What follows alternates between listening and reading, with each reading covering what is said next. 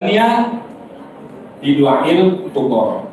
Ini harus 4 komponen negeri ini akan kokoh dengan ilmunya ulama atau sumber daya manusia yang unggul, baik masalah sumber daya manusia keagamaan maupun sumber daya manusia ngurus keduniawiaan. Kemudian yang kedua, keadilan umaro, dengan adilnya kebijaksanaan atau adilnya umaro sebagai penguasa. Kemudian yang ketiga adalah dengan bisahawatil agniya, dengan keberadaan para orang-orang kaya yang bisa memberikan perhatian kepada orang-orang fakir sehingga orang-orang fakir tidak menjadi pengemis. Kemudian yang keempat, yang terakhir adalah bidu'il fuqara, agar penguasa juga bisa menjadi adil, kemudian orang-orang kaya juga bisa baik kepada semuanya.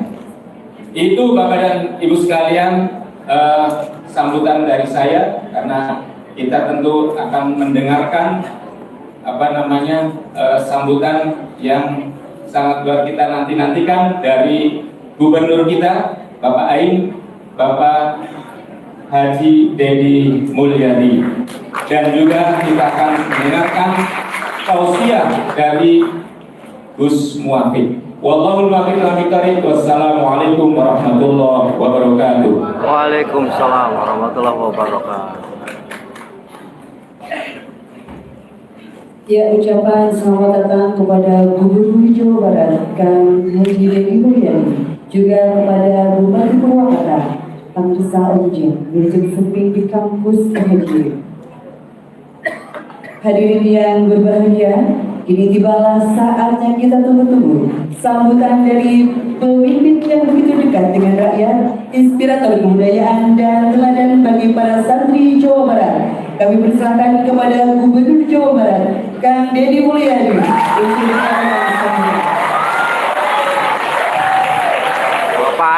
Bapak Aing.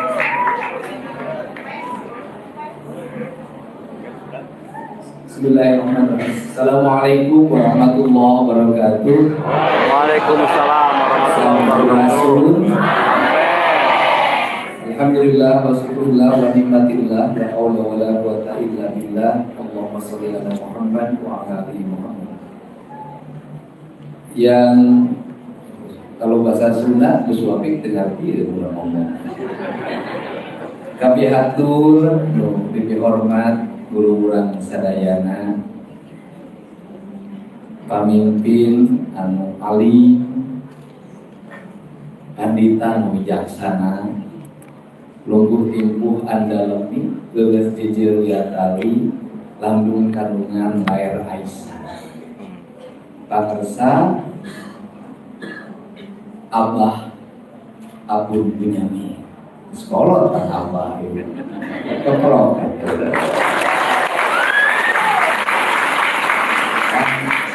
Hari ciri khas NU makir, pindah cai, pindah tampian, mindung kawaktu, mi bapa kajama. Bagi organisasi berbasis culture, berbasis kebudayaan, culture-na beda-beda. Lamun di Jawa Timur, kakolote nyebutna Gus Ca, yang gitunya. Ka istri kiai nyebutna Nyai. Lamun urang Sunda, ka kiai teh akang, engkang, adang, leres teh. Malah kada gunakeun mah Aceh. Aceh teh kokolot di asam. Gitu, jadi beda. Aigu iman anyar deui Abah Abu. Kunaon sabab Abah? Ari Abah mah lain ukur tuturkeun pentaeun. Naon sababna Abah Abu pentaeun? Sabab Abah Abu mah geus reaketan reaketon. Buncing duit loba duit. Lu di juru Broni Panto ngalaya di tengah imah. Jeung Gubernur Jawa Barat ke beunghar keneh Abah Abu. Alhamdulillah. Di jalan veteran kebon kolot pesantren saha eta teh. Ya, jangan lupa di tap layar, di follow ya. Mangkat ka Citapen eta usaha Pesantren pesantren. Al-Muhajirin dalam rangka memperingati Hari Santri Mangkat Nasional kawan aya saketa kebon satu legana aya pesantren jalan kolot-kolot. Usaha eta teh. juga dihadiri langsung oleh Bupati Om Zen dari Purwakarta, Mangkat deui kasih kamulia. PCNU Jawa Barat, Mangkat deukeut kamulia di Purwakarta. Juga di sini Bapak Kapolres, Bapak Dandim, Bapak Ayo di Karawang di Cikampek usaha apa? Bang Ono juga ada, Bang Ono. Tapi abah-abuna sanajan rekeningna genung. Ya, jangan lupa Pasantrenna di mana-mana. di follow ya. Anger we imah mah Bersama Bapak Aing Gubernur sederhana saja. Kunaon gubernur lebih miskin? Ayeuna tokor pasantren pamajikan gitu boga.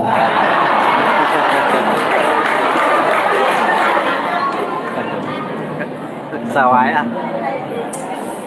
Bapak Aing.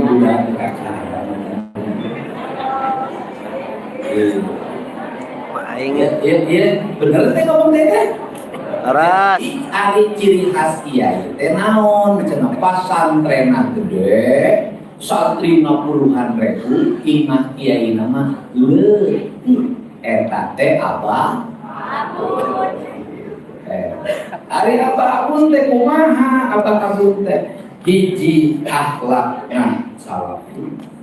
Terus minis menang Muhammadiyah. Rezekina Cina. Lengkap tuh. Lengkap. Akhlakna salafi, cara ngamilis kunaon disebut minis menang Muhammadiyah. Cara biasana nu di NU mah lamun nyieun sakola SD kurang katurut. Nyieun SMP kurang katurut. Nyieun SMA kurang katurut, lamun nyieun pasantren katurut. Pak Abun mah lain nyieun SD katurut. SD nu dikelola ku tokoh NU bayaran gede. Bisaan ngalah duitna. Tapi ari abah abuna jalmina tawadu. Naon ari tawadu? Ari abrok jeung gubernur angker we tawadu tara mawa duit. Kaprok.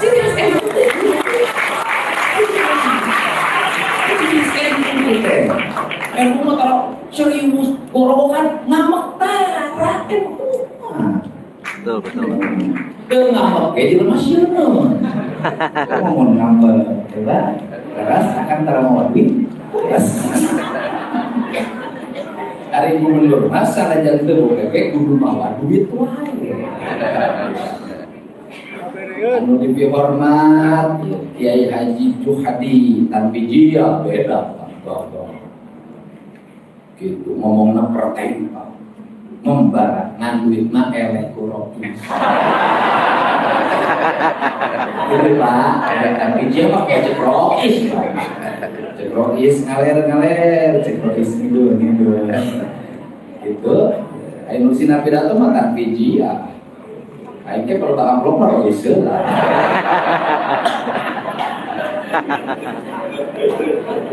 Ayo belum teh senang. Mengkapi atur Habib Surya, atur nuhun, wilujeng, kesepuhan. Wah, ampun bukan dosa ka Karawang can. Beres kayak kaditu tenang. Butuh beres. Tenang, dia mau pendukung utama. Supaya dia begitu dipuji keluar beda. Itu ngamplop kesabarahan. Terus Kafi Hatur, Ketua Majelis Ulama. Apa? Dama. Alhamdulillah. Hatur nuhun. Nah, iya kalau kurang itu tinggalin. Malah ayah ke isi jengki. Bukan bro.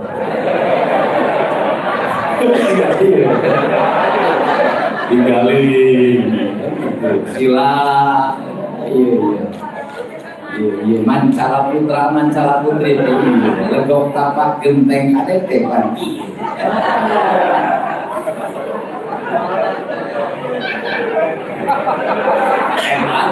Lah.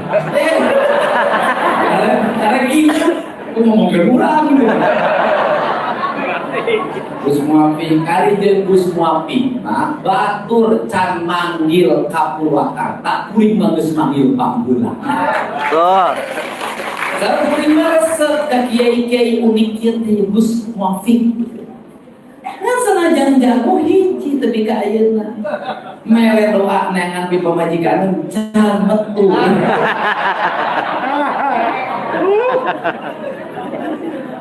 Sudah. Alhamdulillah. Tenang Gus. Jago ahli sejarah itu. Suka bahas Sukabumi. Hebat. Nah, kalau yang ini dulu mah Sukabumi hebat. Gus, yang itu cerita yang lari ke gunung, lari ke Sukabumi ke sana. Ada ceritanya. Saya ingat Gus. Tenang Gus. Tenang Gus. Gubernur Jawa Barat.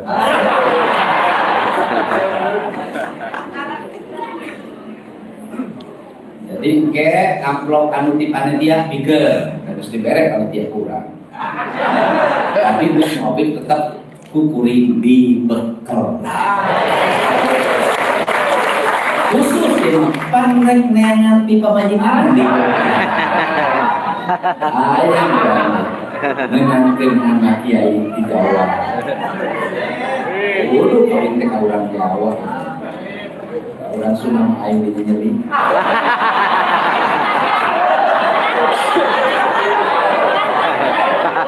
Salah. Transaksi lagi apa aku? Ketua Pimpinan Wilayah Badan Otonom Nahdlatul Ulama Sewilayah Provinsi Jawa Barat. Ketua Tanfijia PCNU Provinsi Jawa Barat Kadek Syadin balik namplopan. Undangan khusus, waduh ieu pamimpin urang ieu. Bapak Ono Surono. Ono Surono teh pendukung utama Deddy Mulyadi. Garda terdepan. Lain orang berbeda. Damai lah, damai. Eta mah kamari Mas Sandiwara. Garda terdepan. Hebat pokoknya. Oh, beres pokoknya. Sekretaris Komisi 5 DPRD Provinsi Jawa Barat, Wilujo. Alhamdulillah. Bapak Kakanwil Kemenang, Wilujo. Ari Kakanwil Kemenang teh kieu ya Kemenang teh masyarakat. Ari ka pasantren ngaku di bawah pembinaan mana aing di tanah merah. Kemenang teh, madrasah nu Kemenang. Betul. Pesantren nu Kemenang. Betul. Aing bawa duit teu kawin. Karunya aing. Nanti aing embung jadi kemudian tiba-tiba. Iya. Iya santri. Om Jen. Wih, Bupati Aing. Jadi dia santri nu balik deui ka jati dirina, hafiz Quran. Laura maca kitabna pinter. Bahasa Arabna alus, ngan kalakuan lu goreng sedang.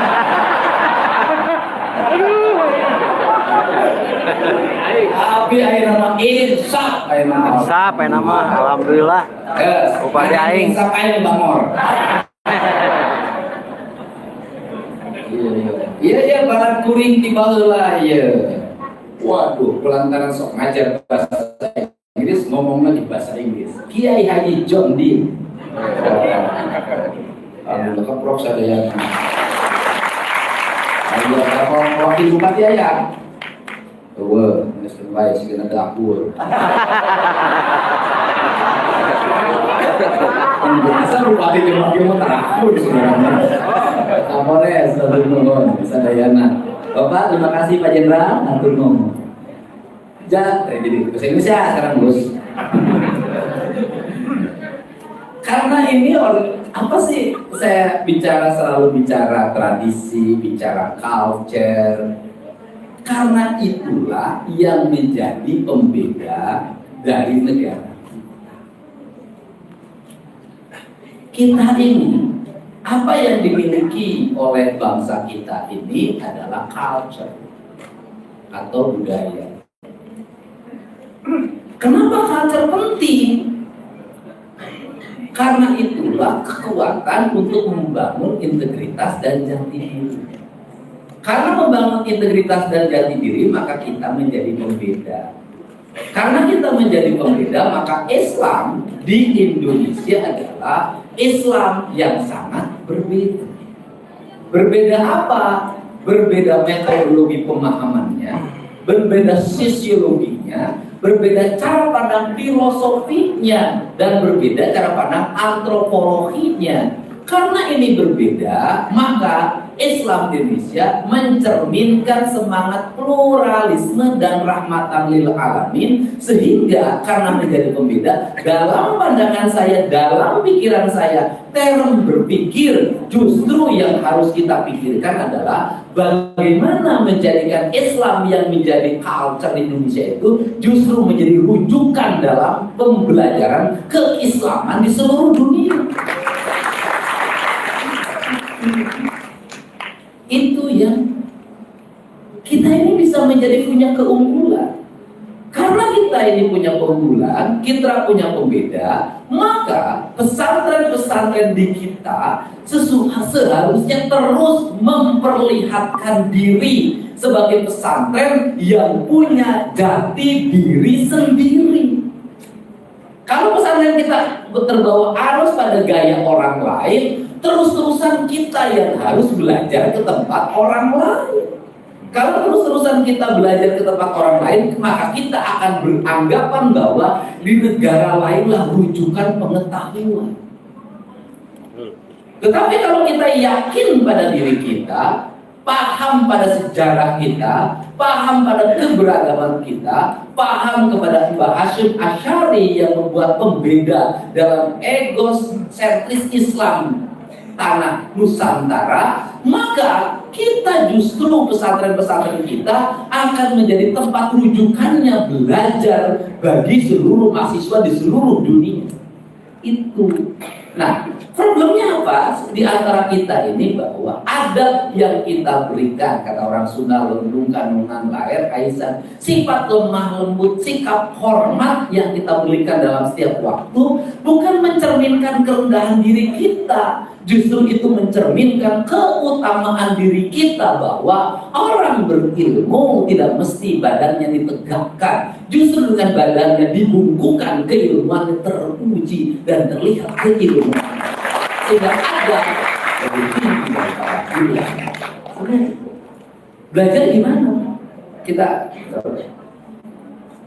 Kita bayangin Pak, ada sebuah negara yang mungkin 40 tahun yang lalu negara itu miskin, orangnya berkumpul, penduduknya banyak, bahkan saking banyaknya mungkin sekian ratus tahun yang lalu sampai pergi ke Indonesia, ke seluruh belahan dunia. Kenapa? Tanahnya bermasalah, kering, tandus, konflik antar sukunya tinggi, sehingga dia harus mencari tempat lain untuk dia berusaha. Namanya Tiongkok, Cina. Hari ini tumbuh menjadi apa? Sebuah raksasa yang sulit dikalahkan dalam bidang apapun. Mau ngomong ekonomi mereka unggul, mau ngomong politik diplomasi mereka unggul, mau ngomong teknologi mereka unggul. Kenapa mereka menjadi bangsa yang unggul? Mereka tidak rendah diri, mereka tidak merasa minder terhadap apa? Apa yang dimiliki dan apa yang diyakini. NU tidak akan besar hari ini kalau apa? Mohon maaf, kalau tidak ada pemikir besar kontroversi yang berubah wajah Nahdlatul Ulama dari pinggiran ke menengah. Siapa? Gus Dur. Dia merubah wajah Merubah wajah bagaimana? Pada saat itu kaum pesantren, kaum santri, kaum sarungan itu kan hanya pada bicara pusaran kepesantrenan. Belajarnya di sekolah tinggi agama Islam. Sehingga rule birokrasi, rule politik eksklusif, tidak bisa terisi. Kenapa? Karena kelompok NU lambat masuk perguruan tinggi. Pada saat kolonial Belanda, NU kan tidak lulus di ITB. Dia merepresentasikan diri pesantren dengan ketokohannya. Tapi yang lain itu sudah di ITB, kemudian di UGM, di seluruh perguruan tinggi. Sehingga di era Pak Harto sangat sedikit tokoh NU menjadi birokrat, menjadi politisi yang handal di pemerintahan. Kenapa? Sekolah umumnya terlambat. Maka saya ingat betul di tahun 90-an, bahkan tahun 87-88 sudah mulai disebut era kebangkitan NU yang dilakukan dengan gerakan kultural, di mana NU tidak lagi berkumpul pesantren, sekolahnya hanya tidak STAI, tapi di UI, di UGM, di ITB, di mana-mana. Kemudian lahirlah booming sarjana Nahdlatul Ulama di tahun 90-an dan di tahun 2000-an, sehingga hari ini dikatakan hampir tidak ada satupun lembaga yang tidak ada tokoh NU hari ini. Mungkin dalam pusat mata waktu itu dianggap melanggar tradisi. Kenapa? NU maka pesantren, sekolah nanti STAI, sekolah tinggi agama Islam, tidak ITB teknik sipil. Nah, kerangka inilah yang harus dibangun kita, sehingga bahasa saya canda itu bahasa serius. Akhlaknya Salafi, manajemennya boleh bergaya Muhammadiyah, tapi rezekinya Cina. Kan hebat, Pak. Kalau sudah seperti itu, yang belajar manajemen pada siapa? Nah, ini yang menjadi term kita, sehingga hari ini semua ruang apa sih yang tidak dimiliki oleh kaum santri, semua ruangnya sudah terbuka. Mau apa? Tinggal persoalannya adalah satu, kepercayaan publik. Apa itu kepercayaan publik? Karena dididik akhlak Salafi ada lebih utama daripada ilmu. Maka ketika tokoh-tokoh santri menjabat jadi bupati, dia harus lebih jujur dari latar belakang mana. Ketika dia jadi menteri, dia harus mencerminkan ketauladanan sebagai seorang santri yang menjaga integritasnya. Ketika menjadi anggota DPR, maka harus tercermin integritas dirinya, bukan hanya pada simbol santrinya, tapi perilaku hidupnya. Kenapa? Ini sudah abad media digital. Ketika abad media digital, orang hanya akan melihat satu, tidak akan lagi orang melihat latar belakang, agamanya apa, golongan apa. Yang akan dia lihat adalah integritas dirinya. Kenapa? Kita sudah memasuki abad teknologi, dan sebentar lagi orang tidak bicara lagi golongan dan kelompok. Orang akan bicara dia berintegritas atau tidak. Ini yang harus dibangun. Sehingga kalau kita ingin menjaga marwah santri, gampang, jaga saja marwah agama. Ketika ingin menjaga marwah agama apa? Ya sudah, menjadi tauladan dan amanah pada jabatan apapun yang kita peroleh. Kenapa? Karena ini akan membangun harapan. Apa membangun harapannya? Orang akan berkata, sudah, kasihkan pada tokoh santri, pasti maju itu daerah. Kasihkan pada tokoh santri, pasti benar itu mengelola diri. Kasihkan pada tokoh santri, pasti makmur itu rakyat. Kenapa? Dia mengajarkan kejujuran dan keberpihakan pada siapa? Harus ada event, yaitu 8 asnaf yang diatur dalam sistem tata kelola zakat. Dan itu menjadi kewajiban siapa? Saya ingat betul, saya menjadi bupati terhadap Pak Kiai yang itu menjadi ketua majelis ulama. Sehingga saya ketika jadi bupati dulu, sekarang saya konsisten, keislaman saya jangan dilihat pada pribadi saya. Karena pribadi saya tidak akan punya manfaat bagi orang lain. tapi keislaman saya nilailah pada kebijakan yang ada pada anggaran yang saya pegang, yang 27 triliun itu, yang 31 triliun. Apakah anggaran itu menyelesaikan kemiskinan? Apakah anggaran itu menyelesaikan kebodohan? Apakah anggaran itu melindungi orang-orang yang sakit, melindungi orang-orang yang dalam keadaan koma dan sekarat? Apakah anggaran itu bisa membuat optimisme bagi masa depan Jawa Barat? Maka keislaman saya di situ. Kenapa? Jangan menjadi politik kamuflase. Politik kamuflase apa? Menghabiskan biaya untuk atas nama agama agar dianggap sebagai pemimpin yang beragama, tapi di sisi lain menghabiskan uang untuk kepentingan-kepentingan lain dan rakyatnya terlantar. Ketika saya dipilih, komitmen saya adalah komitmen untuk membangun kesejahteraan rakyat. Tidak boleh ada orang sakit tidak terobati, tidak boleh ada anak-anak yang tidak sekolah, tidak boleh ada jalan yang rusak, tidak boleh ada irigasi yang mampet, tidak boleh negara tidak hadir dalam setiap kesulitan rakyat. Karena fungsi keadilan. Untuk itu saya mengucapkan terima kasih. Sehingga kalau bicara hadiah tanpa membedakan kelas dan kasta, pemerintah Provinsi Jawa Barat ini sudah disepakati bersama termasuk oleh pimpinan DPRD. Komitmennya adalah pemerintah Provinsi Jawa Barat mengalokasikan pembiayaan beasiswa santri. Luar biasa.